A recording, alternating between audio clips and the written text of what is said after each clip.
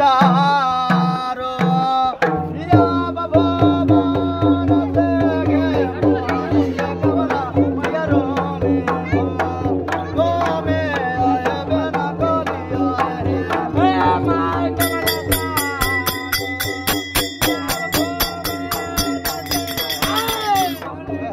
आओ सेवा